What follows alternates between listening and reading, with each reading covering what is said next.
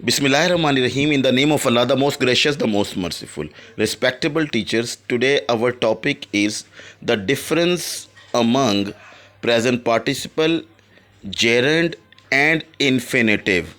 So we will be discussing the difference among these three. These are very important topics. When we teach in our class, sometimes students become confused. So it's very important to get clarity on these topics, and it will be very important to discuss in a broader spectrums. So let's have a look towards these sentences. When we are discussing these sentences, so we see that the first sentence, they were playing cricket yesterday. So here is playing, ing form. We called it present participle because it is being used as a verb. चूँकि ये verb के तौर पर इस्तेमाल हो रहा है और इससे पहले was या were as a helping verb के तौर पर भी है. So this is called present participle. We call it present participle. Yes, what do we call it? Present participle. Let's have a look towards second sentence. All teachers are participating in the different activities today. So participating, और आप देख सकते हैं participating से पहले helping verb are भी है, तो इस सूरत में हम इसको कहेंगे कि ये present participle है. ऐसी form of verb जो ing के साथ लगाई जाए इसको present participle कहते हैं. इसी टॉपिक को आगे बढ़ाते हुए we can see that now we will be discussing the next thing, that is gerund. कि gerund क्या चीज़ है? Yes sir. So we can see with one example. We see the example. The invigilator said stop writing.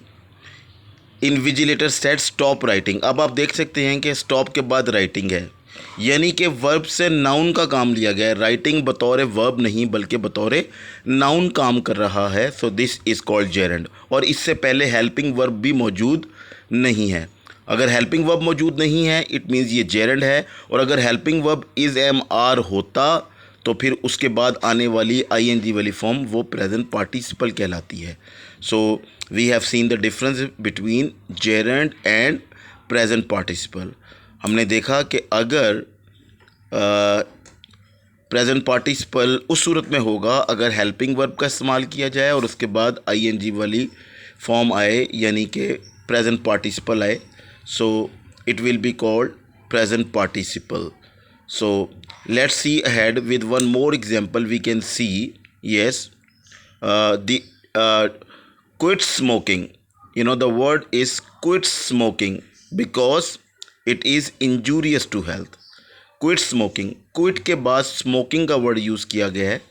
Smoking ing form of verb है, लेकिन इस verb को बतौर noun इस्तेमाल किया गया है.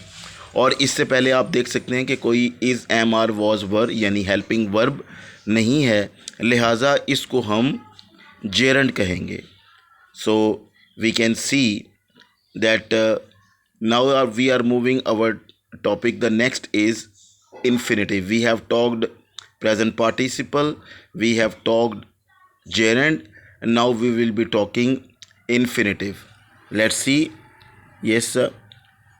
You can see the example that it is written, yes, to submit. जब to के बाद फर्स्ट फॉर्म ऑफ वर्ब आएगी so we can see it is infinitive.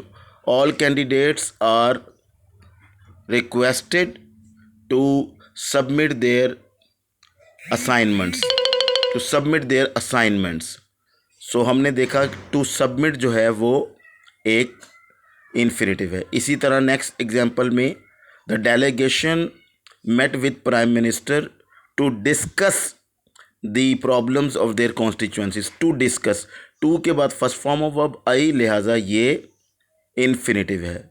सो आज के इस लेक्चर में हमने देखा कि प्रेजेंट पार्टिसिपल, जेरंड और इन्फिनिटिव में क्या फ़र्क है. इसको बड़ी क्विकली इसको रिकैप करते हैं कि जब इज़ एम आर के या वाज वर्क के बाद हेल्पिंग वर्ब आए तो हम इसको प्रेजेंट पार्टिसिपल कहते हैं, और ये बतौर वर्ब आईएनजी वाली फॉर्म बतौर वर्ब यूज़ होती है। लेकिन अगर जेरेंट उस सूरत में होगा अगर ये बतौर नाउन वर्ब बतौर नाउन इस्तेमाल किया जाए और कोई हेल्पिंग वर्ब वगैरह ना हो। और तीसरी चीज़ जो आज हमने डिस्कस की वो इन्फिनेटिव है कि अगर to plus first form of verb का कॉम्बिनेशन मिले तो ये इन्फिनेटिव कहलाता है। Thank you very much. This was Absar Ahmad.